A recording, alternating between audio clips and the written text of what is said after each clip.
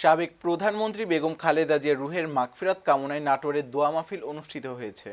মঙ্গলবার ১৩ জানুয়ারি সদর উপজেলার লক্ষ্মীপুর খোলবাড়িয়া ইউনিয়নের ৯ নম্বর ওয়ার্ড বিএনপি ও অঙ্গ সহযোগী সংগঠনগুলো এই দোয়া মাহফিলের আয়োজন করে।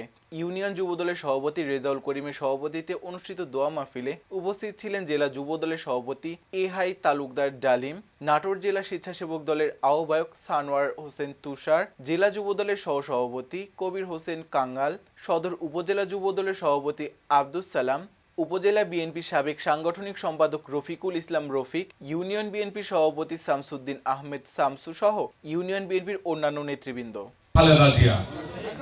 আমাদের এইখানে ভোটের জন্য দুলু ভাই একজন মহাকাব্যের মহানায়ক ছিলেন বাংলাদেশে।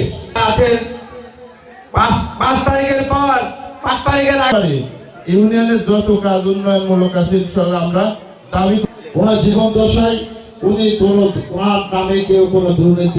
আমি শুধু এটুকু বলবো যে বাংলাদেশের স্বাধীন ভালো লাগবে। তবে একটা ব্যাপার হলো কি আমার হারিস যে কথা বলি শুনেন, সম্মানিত উপস্থিতি আসন গ্রহণ করার জন্য বিনীতভাবে অনুরোধ জানাচ্ছি।